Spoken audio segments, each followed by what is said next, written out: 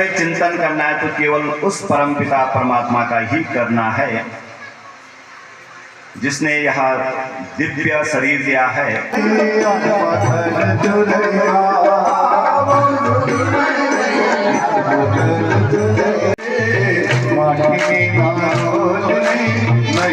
Hello दोस्तों, राधे राधे दोस्तों। आज की ब्लॉग की शुरुआत हो रही है हमारी पहाड़ों की इन हसीन वादियों से। दोस्तों, आज का प्रोग्राम है हमारा ग्राम तिमरी, जहां हो रही श्रीमद् भागवत कथा का आयोजन चल रहा है। दोस्तों, आज जानेंगे कि हमारे जीवन में, मनुष्य के जीवन में पुराणों का क्या महत्व है और धर्म का क्या महत्व है। तो आज जानेंगे हम श्रीमद् भागवत कथा के माध्यम से कि मनुष्य के जीवन में धर्म का क्या महत्व है, भगवान का क्या महत्व है, भगवान के प्रति श्रद्धा कैसी होनी चाहिए। इसके पूरे विषय में हम जानेंगे श्रीमद् भागवत कथा में। क्यों भागवत किया जाता है, ये सारी चर्चाएं द्विदिवसीय में हो चुकी हैं और सप्तम दिवस तक भी यही मुख्य बात रहेगी कि हमें क्यों जाना चाहिए, क्यों करना चाहिए। मुख्य उद्देश्य एक ही है, सदा सेव्य। हमेशा हमें यदि किसी चीज का हृदय में चिंतन करना है तो केवल उस परमपिता परमात्मा का ही करना है जिसने यह दिव्य शरीर दिया है। तो हमारी कथाएं कल कहाँ तक पहुंची थी? भीष्म पितामह अंतिम समय में पांडवों को उपदेश दे रहे हैं। उन्होंने सारे स्त्री धर्मान, राज धर्म, जितने भी धर्म होते हैं, सारा उपदेश पांडवों पुत्रों को दिया और भगवान को अपने सामने बुलाया और भगवान से कहा कि जब तक मैं मृत्यु को प्राप्त नहीं होता तब तक आप ऐसे ही खड़े रहेंगे, अब मुँह बना के नहीं रहेंगे, बिल्कुल हंस कर रहेंगे। तो भगवान ने ऐसा ही किया। तो ऐसा है, भक्त के अंदर इतनी ताकत होनी चाहिए कि हम भगवान को जैसा कहें वैसे वो करने के लिए मजबूर हो जाए। यही हमारा दृष्टांत तो इन्हीं से मालूम होता है कि वास्तव में जो जो भक्त हुए भगवान भक्त के अधीन हो जाता है। अंतिम समय में भीष्म पितामह ने एक चीज पूछी भगवान से कि मेरी एक अंतिम इच्छा है कि मेरा जो अंतिम संस्कार है वो ऐसी जगह में किया जाए कि जहां पर आज तक किसी का अंतिम संस्कार नहीं हुआ। तो भगवान ने कहा ये तो मैं नहीं जानता, इसके लिए भूदेवी के पास जाना पड़ेगा। तो भूदेवी का आह्वान किया गया। तो भूदेवी आई और भूदेवी से पूछा गया कि ऐसा कोई स्थान है जहां पर किसी का अंतिम संस्कार नहीं हुआ हो इस भूमंडल पर। तो भूदेवी ने वहीं पर प्रश्न किया कि भीष्म पितामह, जो जगह आपने अपने लिए चुनी है उसी स्थान पर 11वीं बार आपका ही अंतिम संस्कार होगा।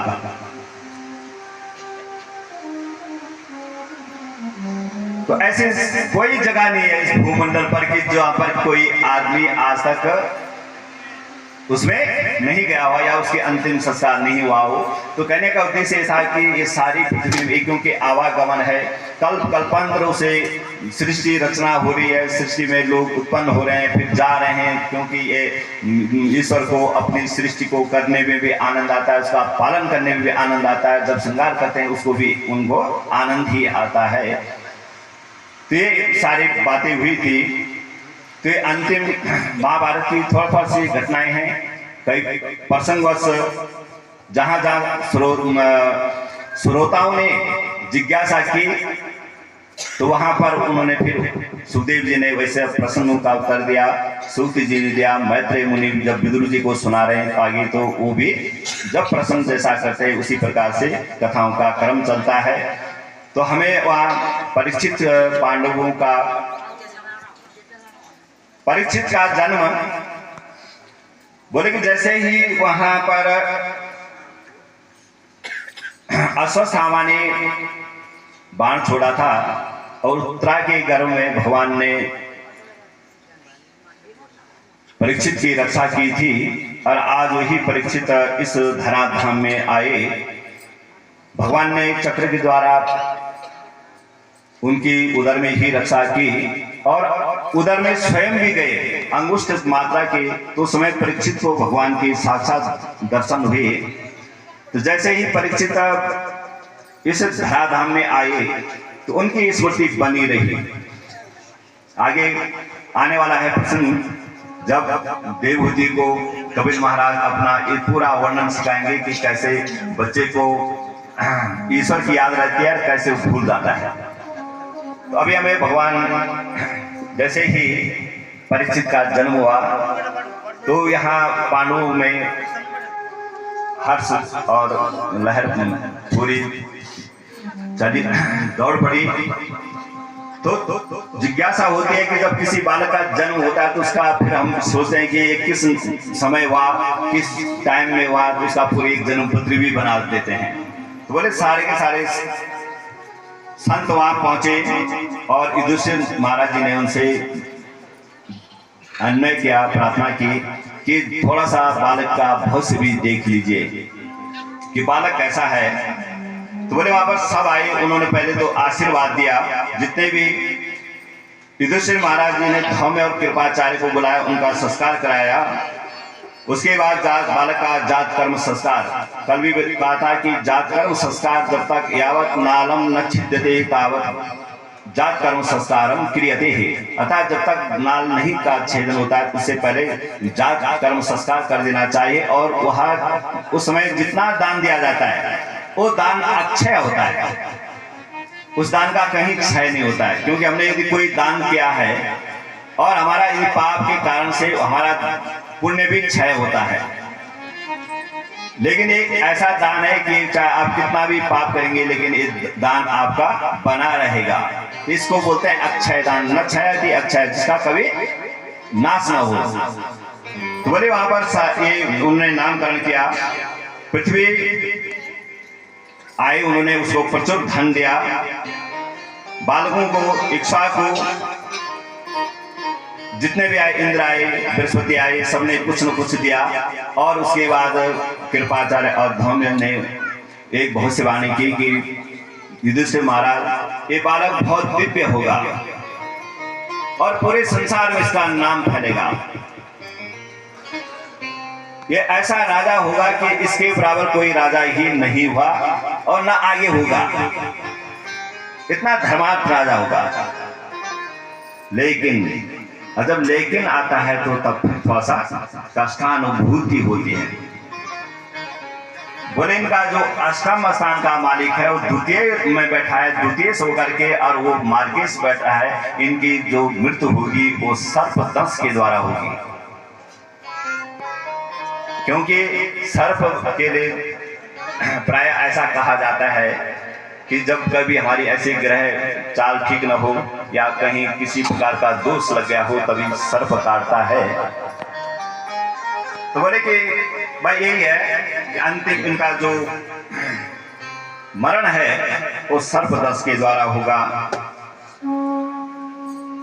तो ये तो भविष्य की बात है, भविष्य में होगा, न जाने कब होगा क्या होगा। लेकिन फिलहाल जो सारी चीजें अच्छी थी उनको देख करके सारे पांडव प्रसन्न हुए। सुंदर जात कर्म संस्कार किया, नामकरण संस्कार किया। और उसके बाद आगे स्वयं अब ये सोचा युधिष्ठिर महाराज ने कि हमें यहां से राजपाट परीक्षित को दे देना चाहिए। लेकिन उससे पहले ही विदुर जी और मैत्रेय का एक प्रसंग चल रहा है। सुखदेव जी ने आगे कथा अभी परीक्षित को सुनानी है, उससे पहले विदुर और मैत्रेय का प्रसंग चल रहा है। क्योंकि एक बार की घटना है, विदुर जी उनके पास गए, धृतराष्ट्र के पास गए, कहा कि भाई क्यों तुम इन पांडवों का हिस्सा क्यों नहीं दे रहे हो, इनको राज्य दे दो, ये भी आपके भतीजे हैं, क्यों पुत्र के मतलब इससे जैसा पुत्र कह रहा है वैसा क्यों कर रहे हो। लेकिन वहां पर दुर्योधन, दुशासन सारे लोग थे और बड़े उन्होंने ऐसा अपमान किया विदुर जी का कि हम इनको बोले कि बिना एक सुई के नोक के बराबर भी मैं इनको भूमि देने वाला नहीं, क्योंकि पांडव 12 वर्ष का जो उनको वनवास हुआ था, 1 साल का अज्ञातवास हुआ था, उसको पार करके जैसे ही वहां आए तो भगवान कृष्ण स्वयं गए थे इनके पास, कौरवों के पास दूत बन करके कहा था कि जितना आपस में थोड़ा सा बंटवारा कर देते हैं, 5 गांव चाहिए। अब 5 गांव की संधि लेकर के ही कृष्ण भगवान गए, लेकिन तब भी दुर्योधन ने नहीं माना। और विदुर जी ने जब ये बात कही तो फिर विदुर जी का अपमान कर दिया। और जब महापुरुषों का अपमान होता है तो फिर वो घर का त्याग कर देते हैं। तो विदुर जी ने यही सोचा कि ये अपना धनुष बाण वही दुर्योधन की देहली पर रखा और उसके बाद चले गए तीर्थाटन करने के लिए। यहीं से कौरवों का नाश की भूमिका बनी। जैसे रामायण में रावण की नाश की भूमिका भी वहीं से बनी जहां से विभीषण का अपमान हुआ। विभीषण को लात मारी थी रावण ने, और वहीं से जब संत का अपमान होता है वहीं से व्यक्तियों का खराब या नाश की भूमिका शुरू हो जाती है। इसीलिए कहते हैं कि महानुभाव संसार में किसी भी संत महात्मा का कभी भी किसी प्रकार से अपमान नहीं करना चाहिए। बोलो राधे राधे, जय श्री कृष्ण। तो जैसे ही विदुर जी का वहां से तीर्थों का भ्रमण करते हुए प्रत्येक तीर्थ में गए। पहले उद्धव जी मिले, कुछ ज्ञान उद्धव जी ने दिया। उसके बाद उद्धव जी ने कहा कि नहीं, मैं तो नहीं दे सकता, लेकिन अंतिम समय में जब भगवान स्वधाम में गए तो मैत्र मुनि से कहे गए थे कि आप ही मेरा पूरा जो धर्म है उसको आप संसार में, या विदुर जी मिलेंगे उनको आप पूरा धर्म सुनाना। तो मैत्रेय मुनि मिले और विदुर जी ने वंदना की और कहा कि मैं ये जानना चाहता हूं कि संसार में लोग सुख के लिए काम करते हैं लेकिन उनको सुख क्यों नहीं मिलता। प्रायः देखा जाता है कहा कि जितने भी लोग हैं संसार में सारे के सारे सुख के लिए काम करते हैं, सुख की इच्छा करते हैं, लेकिन न तो उनको सुख मिलता है न ही उनका दुख का निवारण होता है। ऐसा क्या है? तब विदुर जी ने, मैत्रेय मुनि ने कहा कि मनुष्य सुख ढूंढ रहा है, लेकिन जहां मनुष्य सुख ढूंढता है वहां सुख तो है ही नहीं, और जहां सुख है वहां मनुष्य जाता ही नहीं। बोले केवल सुख है तो परमात्मा की शरण में है। जितना हम ईश्वर के नजदीक जाएंगे, जितना उनका चिंतन करेंगे, भजन करेंगे, कीर्तन करेंगे, तभी हमें कुछ सुख की सुखानुभूति होगी।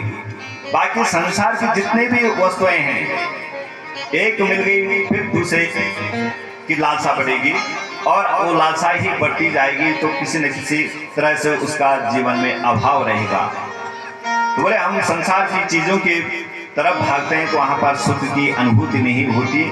सुख हमेशा वहां मिलेगा जब हमारे अंदर स्वयं ईश्वर का निवास हो, अर्थात उस परमात्मा को हमने अपने ही अंतर आत्मा में निवास कराना है।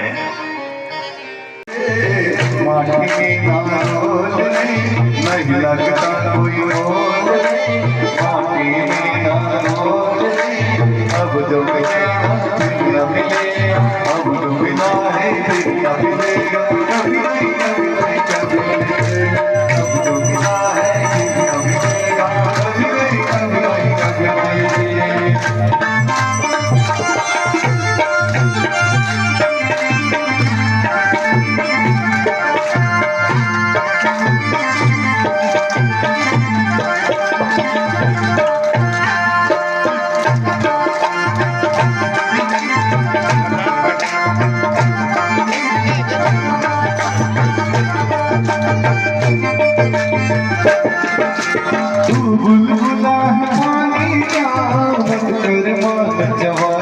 का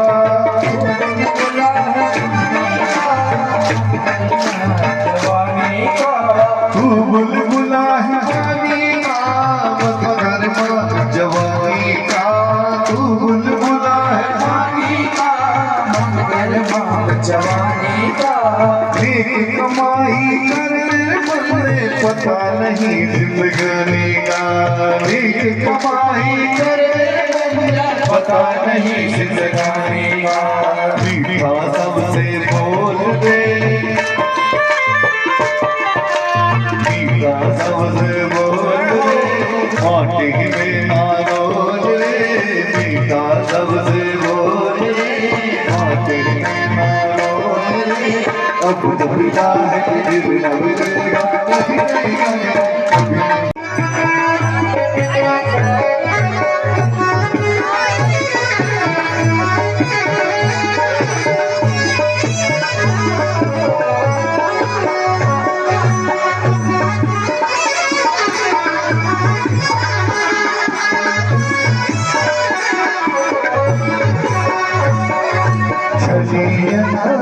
बंसुरी बजे छलिया रे बंसुरी बजे मोहन बोली भवन सुने रे मोहन बोली भवन सुने रे